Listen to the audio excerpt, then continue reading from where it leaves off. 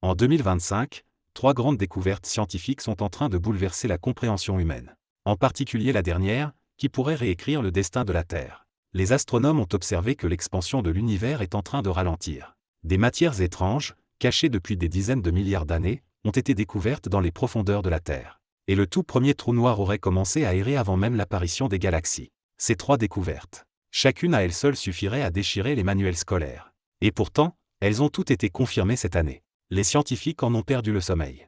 Dans quel genre de monde vivons-nous réellement? Aujourd'hui, je vais vous expliquer clairement ces 3 nouvelles découvertes qui rendent l'humanité folle. Chacune d'elles pourrait réécrire notre compréhension du monde. Commençons par la découverte majeure du télescope Webb. Récemment, Webb a capturé pour la première fois une série de petits points rouges dans les profondeurs de l'univers. QSO1 est l'un d'entre eux. Au début, les scientifiques étaient complètement déconcertés. Qu'est-ce que c'était exactement? Pourquoi pouvait-on encore les voir à une distance aussi immense de la Terre? Pour cela, les équipes de recherche ont observé ces petits points rouges jour après jour. En étudiant et en analysant leur spectre, ils ont découvert que, dans le spectre de chacun de ces points, se trouvait une courbe en V très particulière. Cela indiquait que du gaz tournait à une vitesse extrême autour de quelque chose. Jusqu'en septembre 2025, la réponse a enfin été révélée. QSO1 est un trou noir supermassif pesant l'équivalent de 50 millions de masses solaires. Plus de 10 fois plus massif que le trou noir du centre de la Voie lactée, Sagittarius A*.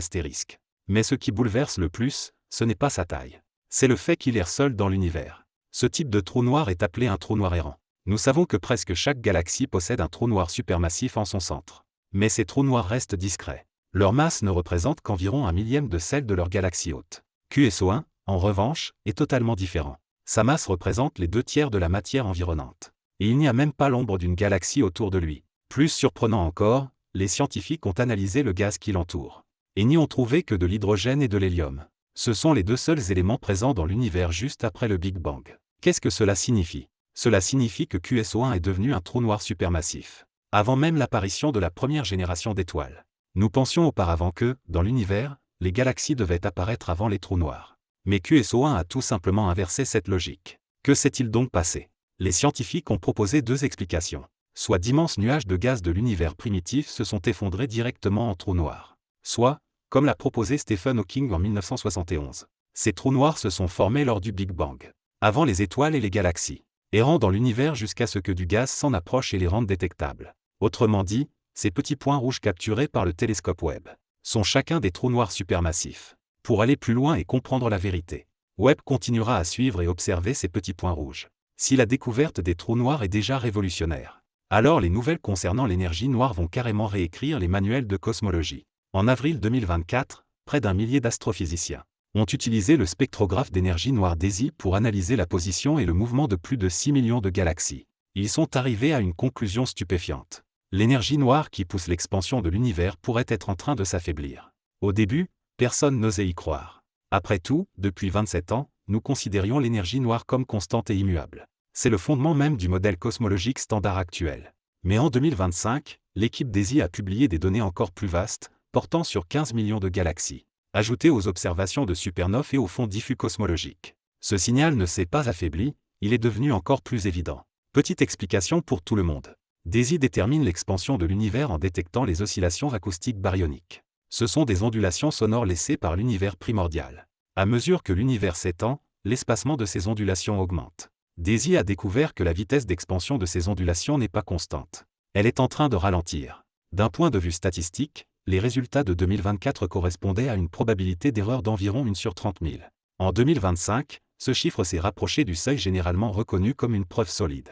Et lorsque plusieurs ensembles de données indépendants pointent tous dans la même direction, on ne peut plus l'ignorer. Si l'énergie noire est réellement en train d'évoluer, alors les questions se posent. Pourquoi change-t-elle?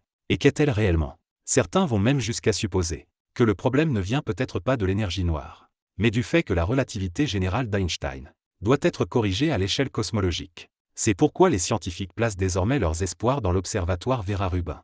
Il pourra détecter des centaines de milliers de supernovae et fournir des données de plusieurs ordres de grandeur supérieures à celles dont nous disposons aujourd'hui. À ce moment-là, nous saurons enfin si l'énergie noire est vraiment en train de ralentir. Nous vivons actuellement l'âge d'or de la cosmologie. L'humanité est peut-être en train de connaître une révolution intellectuelle, aussi majeure que celle de l'époque d'Einstein. Après l'univers, regardons maintenant sous nos pieds. Autrefois, les scientifiques pensaient qu'il existait une frontière nette entre le manteau terrestre et le noyau, Chacun évoluait de son côté. Mais 2 études publiées en 2025 ont complètement bouleversé cette vision. Le noyau et le manteau interagissent en permanence. Et le lien entre eux serait constitué de 2 énormes amas mystérieux. Ces 2 amas sont cachés à la base du manteau, sous les plaques africaines et pacifiques. Leur taille est comparable à celle des continents. Lorsque les scientifiques ont réalisé une tomographie de la Terre à l'aide des ondes sismiques, ils ont découvert que les ondes traversant ces régions ralentissaient fortement. C'est pourquoi ils les ont surnommées les « superboules chaudes ». Une équipe de l'université d'Utrecht, aux Pays-Bas, a analysé les données de 100 séismes majeurs. Ils pensaient que ces amas à haute température affaibliraient les ondes sismiques. Mais ils ont découvert qu'après les avoir traversées, l'énergie des ondes restait presque intacte. Qu'est-ce que cela signifie? Cela signifie que les grains de matière à l'intérieur de ces amas sont extrêmement gros. Plus les grains sont gros, plus les ondes sismiques les traversent facilement. Et des grains de grande taille indiquent une très grande ancienneté. Ils pourraient être des réservoirs de matière laissés lors de la formation de la Terre, ou lors de l'impact de Theia avec la Terre. Une preuve encore plus décisive provient des études isotopiques. Les chercheurs se sont intéressés à un métal rare appelé le ruthénium. Ce métal a une forte affinité avec le fer. Lors de la formation de la Terre, l'isotope ruthénium 100 aurait suivi le fer vers le noyau. Ainsi, le manteau devrait en contenir très peu. Pourtant, les scientifiques ont trouvé du ruthénium 100 dans des roches volcaniques. Et son origine pointe directement vers le noyau. Il est très probable qu'il soit remonté depuis ces 2 gigantesques amas de roches chaudes situés à la base du manteau. En combinant ces 2 découvertes, tout devient clair.